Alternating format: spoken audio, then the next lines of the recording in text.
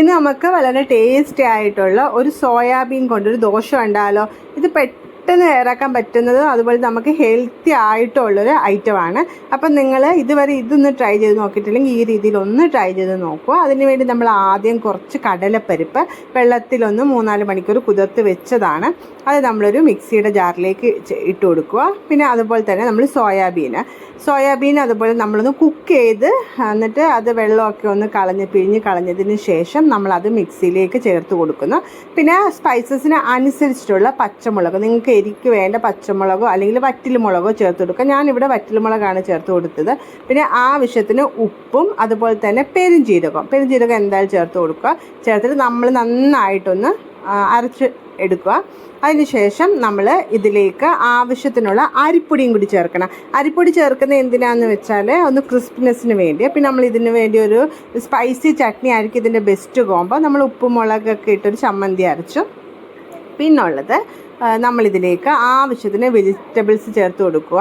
ഞാനിവിടെ ക്യാരറ്റ്, ഉള്ളി ചേർത്ത് കൊടുത്തിട്ടുണ്ട്. നിങ്ങളുടെ കയ്യിൽ ബീൻസൊക്കെ ഉണ്ടെങ്കിൽ അല്ലെങ്കിൽ ഏതൊക്കെ അല്ലാതെ വേറെ വെജിറ്റബിൾസൊക്കെ ഉണ്ടെങ്കിൽ എല്ലാം ചേർത്ത് കൊടുക്കാവുന്നതാണ്. ഞാൻ മല്ലിയിലയും കറിവേപ്പിലയും ചേർത്ത്, നമ്മൾ ഓൾറെഡി ഉപ്പ് ചേർത്തതായിരുന്നു അരച്ചപ്പം. ഉപ്പൂടെ നിങ്ങൾ ഒന്നുകൂടെ നോക്കുക, അല്ലെങ്കിൽ ഉപ്പൂടെ ചേർത്തിട്ട് നന്നായിട്ടൊന്ന് മിക്സ് ചെയ്ത് കൊടുക്കുക. അരിപ്പൊടി നിങ്ങൾക്ക് എത്ര ക്രിസ്പിനെസ് വേണോ ദോശയ്ക്ക് അതുപോലെ അരിപ്പൊടി ചേർത്ത് കൊടുക്കുക. നന്നായി മിക്സ് ആയതിന് ശേഷം നമ്മളൊരു തവയിൽ, നല്ല ചൂടായ ഒരു തവയിൽ, ഇതിപ്പോൾ നോൺ സ്റ്റിക്ക് തവയിലാണ് ഞാൻ ആദ്യം ചുട്ടെടുക്കുന്നത്, ഇട്ട് നമ്മളിതുപോലെ ഒന്ന് പരത്തിയെടുക്കുക. അപ്പം നമ്മൾ അധികം വെള്ളം ചേർത്തിട്ടേ ഇല്ല അത് അരച്ചെടുത്തപ്പോൾ, ഒട്ടും വെള്ളം ചേർക്കാതെയാണ് അരച്ചെടുത്തത്. അപ്പം അതുകൊണ്ടാണ് ഇത് ഈ ഒരു രീതിയിൽ വരുന്നത്. അപ്പം നിങ്ങൾക്ക് കട്ടിയുള്ള ദോശയാണ് വേണ്ടതെങ്കിൽ ഈ ഒരു രീതിയിൽ നിങ്ങൾ വെള്ളം ചേർക്കാതെ ഇങ്ങനെ അധികം പരത്തിയെടുക്കാതെ ചുട്ടെടുക്കുക. പിന്നെ ഇതിൻ്റെ മുകളിലൂടെ നമ്മൾ ആവശ്യത്തിന് നെയ്യൊക്കെ ചേർത്ത് കൊടുക്കണം. ഇത് നമ്മൾ രണ്ടാമത് ഞാൻ അതിലേക്ക് കുറച്ചും കൂടി വെള്ളം ചേർത്ത് കൊടുത്ത് ഒന്ന് ലൂസാക്കി എടുത്തതിന് ശേഷമാണ് ഈ ഒരു രീതിയിൽ ചുട്ടെടുക്കുന്നത്. അപ്പം നിങ്ങൾ ശ്രദ്ധിക്കേണ്ട 2 കാര്യം, ഒന്നൊരു നല്ല ക്രിസ്പി ആയിട്ട് വേണമെങ്കിൽ കുറച്ചും കൂടി അരിപ്പൊടി ചേർക്കുക. അപ്പം നല്ല ക്രിസ്പി ആയിട്ട് തന്നെ കിട്ടും. പിന്നെ കുറച്ചുകൂടി ലൂസാക്കി എടുക്കാമെങ്കിൽ നിങ്ങൾക്ക് നല്ല പോലെ പരത്തി നല്ല ഇതാക്കിയിട്ട് എടുക്കാവുന്നതാണ്.